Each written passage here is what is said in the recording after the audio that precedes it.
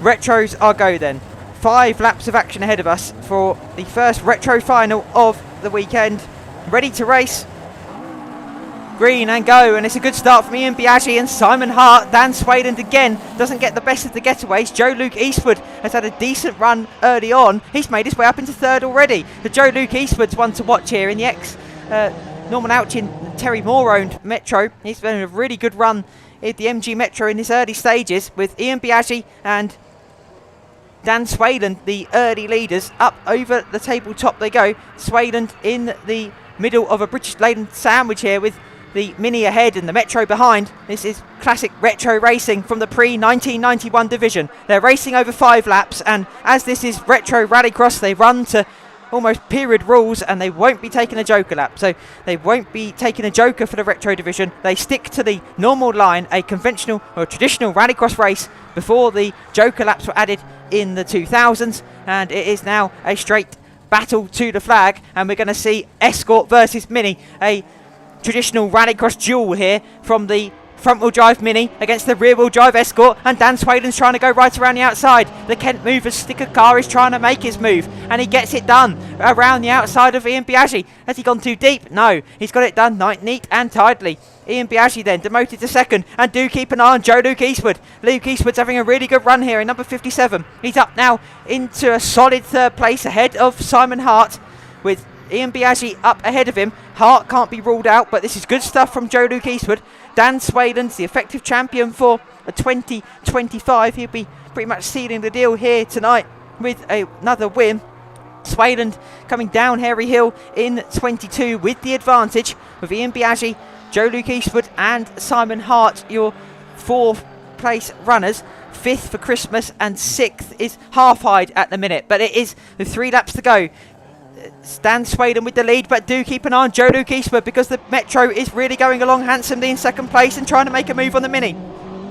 Ian Biaggi has the 2nd place at the minute, but the little Mini is coming under pressure now from the period rallycross car behind, in the form of the Metro of the Joe Luke Eastwood up over the tabletop.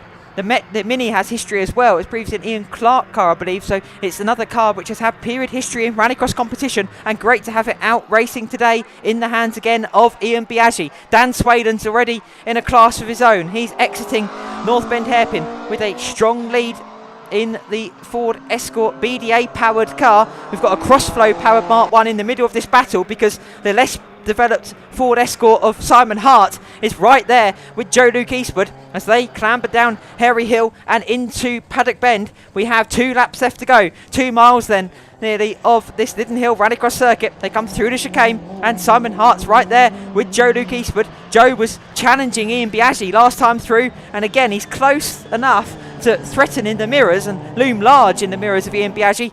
But fastest lap of the race is still with the Scotsman. The Mini Clubman man is really showing some good speed. Up over the tabletop they go. And Joe Luke Eastwood in the Metro now coming under pressure from Hart. Simon Hart looked up the inside there in the 137. The Essex racer in his Haynes of Maidstone John Taylor replica is climbing up Harry Hill for what is the penultimate time then. So Dan Swayland's gone. He has checked out and is in a different postcode already, but behind them, 2nd place for Biaggi looks pretty comfortable. It's behind that little fight is where we see the duel, because the Metro and the Escort are together, and we may well see a change of position before the end of this one. Joe Luke Eastwood is in his 1st season of rallycross competition, and he's really found his feet very quickly, running in a strong 3rd place here, which could be a very satisfying podium after the dramas he had at the 2-wheel drive event here in September when he put the car on its roof. But the up to 1600cc retros have been very close indeed, at least not for the race lead. Dan Swayland's already up at the hairpin, but this fight for 2nd, 3rd and 4th is still on. Simon Hart comes through the Devil's Elbow on the tail. Ian Half-Hide's still there in the 5th spot towards the back of this train, with Pete Christmas as well. But Dan Swayland's come down the hill for what is the final time here at Lydden Hill on day 1 for the Retro Rallycross division. Dan Swayland then's going to come through and take the win and the title with it. Swayland and Kent Movers takes another victory. Dominant stuff from Dan. Looking forward to seeing what he does in the Super Retro division in 2026, if he does make his move next year. Ian Biaggi 2nd, Joe Luke Eastwood, great display. That's a really good effort from the team to get the Metro repaired, get Joe back out on circuit. And as soon as the crash had happened, the team was saying they were going to get it rebuilt, and they did just that. So great to have the Joe Luke Eastwood's Metro out on track. It's an MG Metro rather than a Rover, and Joe gets a good finish under his belt in third. We have a slight mix-up on our timing screen, but it was first Dan Swayland, second Ian Biaggi, third Joe Luke